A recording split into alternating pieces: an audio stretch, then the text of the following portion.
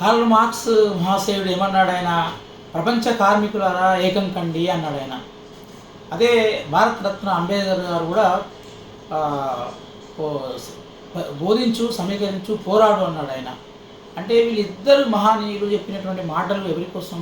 ఎవరైతే కింది స్థాయిలో అణగారిన వర్గాలు, వెనుకబడిన వాళ్ళు, కార్మికులు, వీళ్ళు ఎప్పుడైతే దోపిడీకి గురవుతున్నారో, అణచివేతకు గురవుతున్నారో, ఇట్లాంటి వర్గాలన్నీ కూడా ఏకం కావాలి.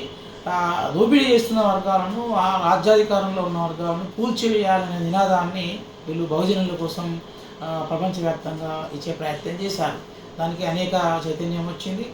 అనేక ఉద్యమాలు కూడా ఈ మాటల వల్ల, మార్క్స్ కానీ అంబేద్కర్ విప్లవాలు కూడా చాలా వచ్చినాయి దేశంలో, ప్రపంచంలో. ఇవాళ వచ్చినటువంటి ఒక వార్తా కథనం ఉంటుందండి. ఆంధ్రజ్యోతిలో వచ్చినటువంటి ఫుల్ పేజీ ప్రకటన ఇది. ఏంటిది? కమ్మ మహానాడు.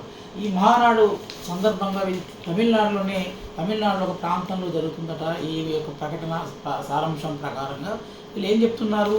కమ్మ మహాజనులారా ఏకం కండి అని అంటున్నారు. అంటే మళ్ళీ వీళ్ళు ఏకం కావాలని ఎందుకు అనుకుంటున్నారు? వీళ్ళందరూ కూడా ప్రపంచవ్యాప్తంగా ఉన్నటువంటి కమ్మలు ఇదివరకే వాళ్ళు ప్రపంచ దేశాల్లో ఎక్కడైతే అత్యధిక అభివృద్ధి చెందిన ప్రాంతాలను వెతుకుంటూ వీళ్ళు చాలా విస్తృతంగా సంపన్న శ్రేణిగా మారిపోయారు కమ్మలు కూడా.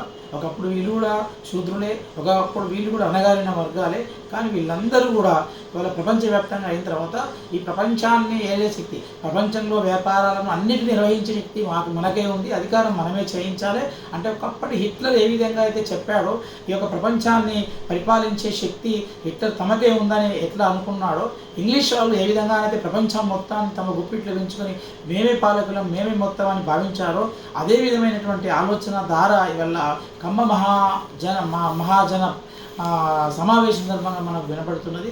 అయితే వాస్తవానికి బీసీలు కానీ, వెనుకబడ్డ వర్గాల వాళ్ళు కానీ అణచివేతకు గురవుతున్నారు కదా, వీళ్ళందరూ కూడా ఏకం కావాలి. అన్యాయానికి గురవుతున్న వాళ్ళు ఏకం కావాల్సిన అవసరం ఉన్నది. కానీ అన్యాయానికి గురవుతున్న వాళ్ళను ఏకం చేసేటువంటి కర్తవ్యంలో ఈ వర్గాలు వెనకబడి ఉంటున్నాయి. కానీ అభివృద్ధి చెందినటువంటి అగ్రకులాలు మాత్రం తమ యొక్క మరింత అధికారాన్ని సుస్థిరం చేసుకోవడం కోసం, తమ యొక్క సంపదలు మరింత పెంచుకోవడం కోసము ఈ విధంగా పెద్ద ఎత్తున ప్రపంచవ్యాప్తంగా వాళ్ళు కూడగట్టబడే ప్రయత్నం చేస్తున్నారు. దీన్ని మనం అందరం కూడా చాలా జాగ్రత్తగా గమనించాలి.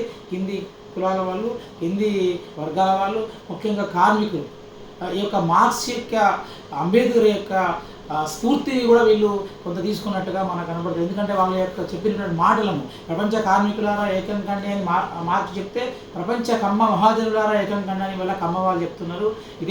ఇది మనం చాలా జాగ్రత్తగా గమనించాల్సిన అవసరం ఉందని